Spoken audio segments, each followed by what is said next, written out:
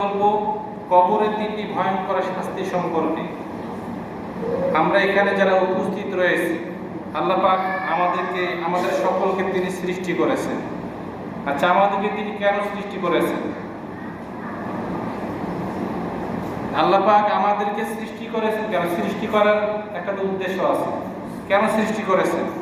আমরা আল্লাহ পাকের বান্দা, তিনি আমাদেরকে সৃষ্টি করেছেন আমরা যেন তার হুকুম মানতে পারি, তার হুকুম, তার ফরজ, তার বিধিবিধানগুলো যেন আমরা মেনে চলতে পারি এবং তার ইবাদত করতে পারি। ইবাদত করে যেন জাহান্নামের পথ থেকে দূরে সরে গিয়ে আমরা যেন জান্নাতের পথে চলতে পারি।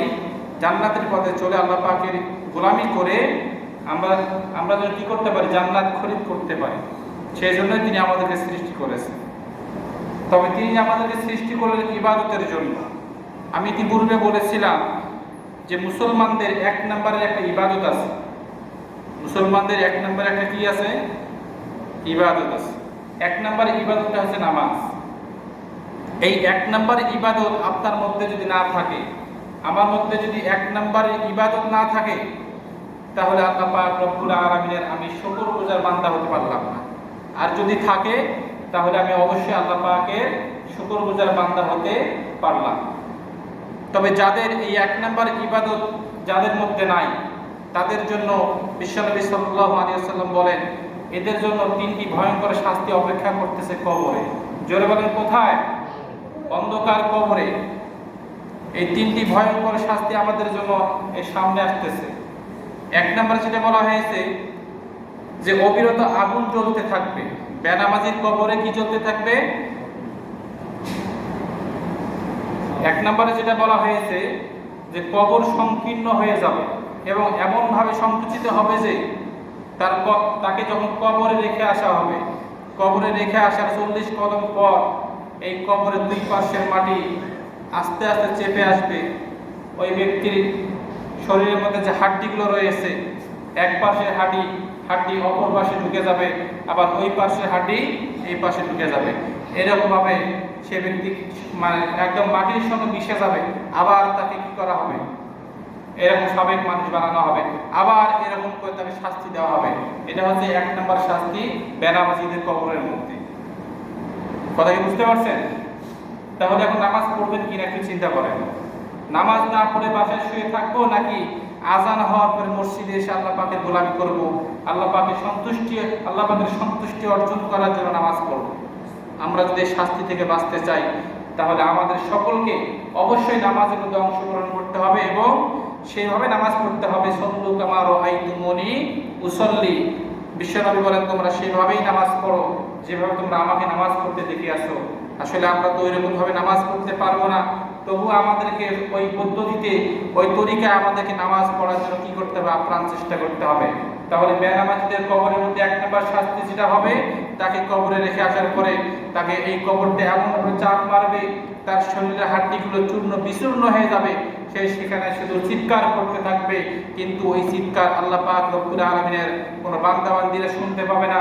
কিন্তু বিশ্বনবী সাল্লাল্লাহু আলাইহি ওয়াসাল্লাম বলেন, ওই ব্যক্তির কবরের পাশে যদি কোনো জীবজন্তুকে বেঁধে রাখা হয় কিংবা কোনো জীবজন্তু থাকে, ওই মুহূর্তের জন্য ওই জীবজন্তুগুলো ওই কবরের আযাব নিজ চোখে দেখতে পায় এবং কবরের আযাবের যে বিকট আওয়াজগুলো হইতেছে, এই আওয়াজগুলো জীবজন্তুরা কি পায়? শুনতে পায়। এজন্য কবরের পাশে গরু, ছাগল, জীবজন্তু, কবরের পাশে জীবজন্তু, এগুলো কখনো বাধা ঠিক না। এগুলো কখনো কি বাধা ঠিক না?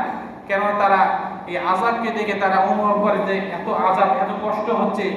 এই আযাবগুলো দেখে তারাও কি পায়? মনে মনে কি পায়? কষ্ট পায়। এই জন্য কবরের পাশে আমরা কখনো গরু, ছাগল, জীবজন্তু কখনো কি করবো না? বাঁধবো না। তাহলে আমরা প্রত্যেকে 5 ওয়াক্ত নামাজে আসবো যদি কবরের শাস্তি ভয়ঙ্কর এই শাস্তি থেকে আমরা বাঁচতে চাই। 2 নম্বরে যেটা বলা হয়েছে, অবিরত আগুন জ্বলতে থাকবে। বেনামাজির কবরে দিন ও রাত 24 ঘন্টা দাউ দাউ করে আগুন জ্বলবে। বিশ্বনবী সাল্লাল্লাহু আলাইহি ওয়াসাল্লাম বলেন, এই আগুন যদি, এই আগুনের সামান্য অনুপরিমাণ শিখা যদি দুনিয়ার জমিনে আসতো, তাহলে এই সারা পৃথিবীটা পুড়ে, আল্লাহ পাকের জমিনগুলো পুড়ে ছাই হয়ে যেত। এত ভয়ঙ্কর, এত কষ্টকর একটা আগুন। সে আগুনটি কাদের জন্য অপেক্ষা করছে? আমি যদি নামাজ না পড়ি, আমার জন্য অপেক্ষা করতেছে। আপনি যদি নামাজ না পড়ে থাকেন, আপনার জন্য এই ভয়ঙ্কর শাস্তি অপেক্ষা করতেছে। এই আগুনের মধ্যে তাকে পোড়ানো হবে। এই ভয়ঙ্কর শাস্তি থেকে আমাদের সকলকে বাঁচানোর জন্য, এই ভয়ঙ্কর শাস্তি থেকে আমাদের সকলকে বাঁচার জন্য চেষ্টা করতে হবে। হয়তো বা ইতিপূর্বে আমরা এই আলোচনা কখনো শুনি নাই যে নামাজ না পড়লে কবরের মধ্যে দাউ দাউ করে আগুন জ্বলবে, কিন্তু আপনি তো আজকে শুনলেন, আমি আজকে এই আলোচনা করলাম, আপনি শুনলেন বা আপনারা শুনলেন। এই আলোচনা শোনার পরে যদি আপনি নামাজ না পড়েন তাহলে আল্লাহ পাক আপনাকে কঠিনভাবে পাকড়াও করতে পারে। এই আলোচনা শোনার পরে যদি নামাজ থেকে আমরা দূরে থাকি তাহলে এই শাস্তিটা আপনার জন্য, এবং এই শাস্তি শুধু আপনার জন্য না, এই শাস্তি আপনার জন্য অনেক ভয়ঙ্করভাবে আপনার উপরে শাস্তিকে প্রয়োগ করা হবে। 3 নম্বরে যেটা বলা হয়েছে, বিশ্বনবী সাল্লাল্লাহু আলাইহি ওয়াসাল্লাম বলেন, বেনামাজিদের কবরের মধ্যে মহান আল্লাহ তাআলা একটি বধির নামক ফেরেশতাকে নিযুক্ত করবেন। বধির শব্দের অর্থ হলো ঠসা, অর্থাৎ ওই ব্যক্তি ঠসা এবং চোখেও দেখতে পায় না এবং কান দিয়ে কিছু কি শুনতেও পায় না। বেনামাজিদের কবরে আল্লাহ পাক রব্বুল আলামিন এই বধির নামক ফেরেশতাকে নিযুক্ত করবেন। এই বধির নামক ফেরেশতা কিয়ামত পর্যন্ত একটি লোহার আগুনের হাতুড়ি দিয়ে কিয়ামত পর্যন্ত তার মাথার মধ্যে আঘাত করতে থাকবে, শরীরের মধ্যে আঘাত করতে থাকবে, এবং বেনামাজি ব্যক্তি বলবে যে আমাকে আর মারিও না, আমি অনেক কষ্ট পাচ্ছি। একটা আঘাতের কারণে 70,000 গজ মাটির নিচে ধসে যাবে, আবার তাকে টেনে উপরে উঠানো হবে। এরকম ভাবে কিয়ামত পর্যন্ত মারতে থাকবে। কিন্তু আপনি বধির নামক ফেরেশতাকে আপনি যদি বলতে থাকেন আমাকে একটু বাঁচিয়ে দেন, আমাকে মারবেন না, কিন্তু বধির তো ঠসাও শুনতেও পায় না, দেখতেও পায় না, আপনাকে কিয়ামত পর্যন্ত শুধু আঘাত করতে থাকবে। সুতরাং এই আঘাত থেকে যদি আমরা বাঁচতে চাই তাহলে আমাদেরকে নামাজ আমাদের সহিত আদায় করতে হবে কিনা বলেন? অবশ্যই আদায় করতে হবে। দুনিয়ার জমিনে আপনি এই সামান্য একটি ছোট্ট হাতুড়ির একটি বাড়ি খাবেন মাথার মধ্যে, দেখবেন যে আপনার কি অবস্থা হয়। এর কারণে আপনি মারা যেতেও পারেন অথবা আপনাকে মেডিকেল নিয়ে যেতে হবে। কিন্তু এই কবরের মধ্যে যে বেনামাজিদের জন্য ভয়ঙ্কর 3টি শাস্তির মধ্যে থেকে 3 নম্বরে বলা হয়েছে যে আগুনের লোহার হাতুড়ি দ্বারা আপনাকে যে আঘাত করা হবে, এই আঘাতকে আমি সহ্য করতে পারবো? আপনারা পারবেন কেউ? এই আঘাত সহ্য করার মতো যোগ্যতা, এই আঘাত সহ্য করার মতো শক্তি মহান রব আমাকেও দেয়নি, আপনাদেরকেও দেয়নি, কাউকে দেয় না। তবে এই আঘাত সহ্য করার মতো শক্তি যদিও না দেয়, নামাজ না পড়ে থাকলে এই আঘাত আমাকে মেনে নিতেই হবে। আল্লাহ তাআলা অন্য ব্যক্তিকে বলবেন, বান্দা তুমি দুনিয়াতে কেন নামাজ পড়োনি? বান্দা বলবে, দুনিয়াতে আমি রোগের জ্বালায় নামাজ পড়তে পারিনি। কিসের জ্বালায় নামাজ পড়তে পারিনি? রোগের জ্বালায়। ইতিপূর্বে এই বিষয়ে সংক্ষিপ্তভাবে বলেছিলাম। সঙ্গে সঙ্গে আল্লাহ পাক রব্বুল আলামিন আইয়ুব আলাইহিস সালাতু ওয়াস সালামকে হাজির করবেন যে দেখো আমার নবী আইয়ুব আলাইহিস সালাতু ওয়াস সালাম 18 বছর অসুস্থ ছিল, এরপরেও এক ওয়াক্ত নামাজ কাজা করে নাই। জোরে বলুন, কত বছর? 18 বছর অসুস্থ থাকার পরেও এক ওয়াক্ত নামাজ কাজা করেনি। শেষ পর্যন্ত আইয়ুব আলাইহিস সালাতু ওয়াস সালামের সর্ব শরীরের মধ্যে যখন পোকা লাগলেন, শেষ পর্যন্ত জিহ্বার মধ্যে পোকা লেগেছিল।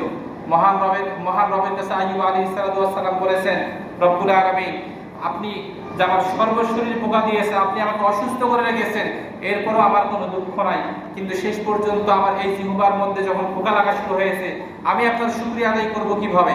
আমি নামাজের মধ্যে সূরা কিরাত পাঠ করব কিভাবে?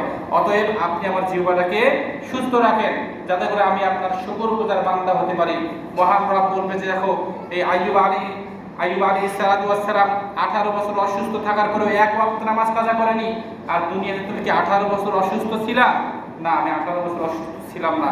মহান রব বলবে, আমার ফেরেশতারা আমার বান্দা মিথ্যা অজুহাত দিতেছে, আমার বান্দা মিথ্যা ওজর দিতেছে, আমার বান্দাকে তোমরা জাহান্নামের আগুনের মধ্যে নিক্ষেপ করো। বলি নাউযুবিল্লাহ।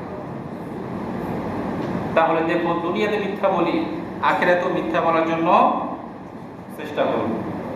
এরপরে অন্য ব্যক্তিকে বলা হবে যে বান্দা তুমি কেন নামাজ পড়োনি? সঙ্গে সঙ্গে বান্দা বলবে যে দুনিয়াতে আমার ছেলে মেয়ে অনেক ছিল, আমার সন্তানাদি ছিল, আমি তাদের সেবা যত্নে ব্যস্ত ছিলাম, এই জন্য আমি কি পড়তে পারিনি? নামাজ পড়তে পারিনি। সঙ্গে সঙ্গে আল্লাহ পাক রব্বুল আলামিন ইয়াকুব আলাইহিস সালাতু ওয়াস সালামকে হাজির করবেন। দেখো, ইয়াকুব আলাইহিস সালাতু ওয়াস সালামের ছেলে মেয়ের কোনো অভাব ছিল না। তোমার ছেলে মেয়ে কয়জন ছিল? 8 জন, 10 জন, 15 জন, 20 জন ছিল, কিন্তু তোমার থেকে বেশি ছেলে মেয়ে ছিল ইয়াকুব আলাইহিস সালাতু ওয়াস সালামের। সুতরাং ইয়াকুব আলাইহিস সালাতু ওয়াস সালামকে আমি এতগুলো সন্তান দান করেছি, এরপরে সে কোনোদিন নামাজ কাজা করেনি। সুতরাং তুমিও মিথ্যা ওজর পেশ করছো, ও আমার ফেরেশতারা তোমরা ওকে জাহান্নামের আগুনের মধ্যে নিক্ষেপ করো। বলি নাউযুবিল্লাহ। এরপরে অন্য মহিলাকে বলা হবে যে তুমি কেন নামাজ পড়োনি? সে বলবে যে দুনিয়াতে আমার স্বামী বড় জালেম ছিল, আমার স্বামীর সেবা যত্নের মধ্যে আমি ব্যস্ত ছিলাম, এই কারণে আমি নামাজ পড়তে পারি নাই। সঙ্গে সঙ্গে আল্লাহ পাক রব্বুল আলামিন বলবে যে যে বিবি আসিয়া ফেরাউন, অর্থাৎ বিবি আসিয়ার স্বামী ফেরাউন, এই ফেরাউনের থেকে কি তোমার স্বামী বড় জালিম ছিল? বলা হবে না, ওর থেকে আমার স্বামী বড় জালিম ছিল না।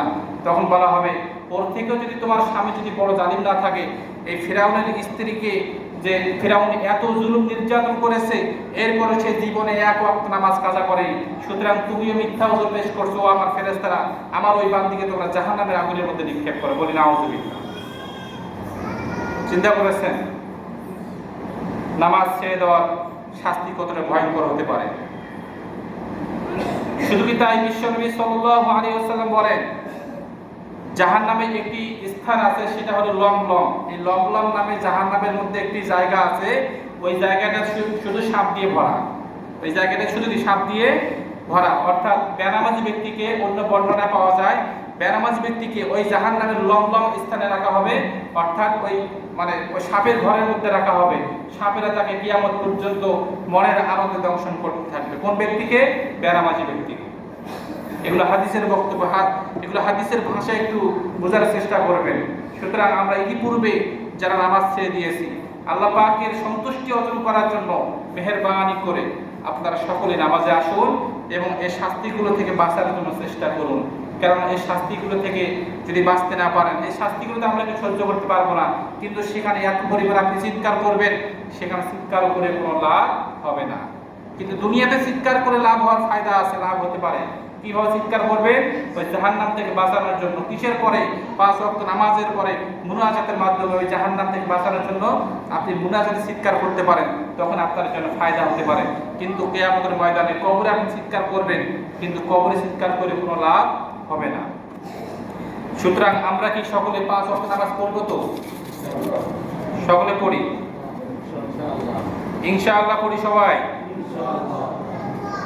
আল্লাহ পাক রব্বুল আলামিন আমাদের সকলকে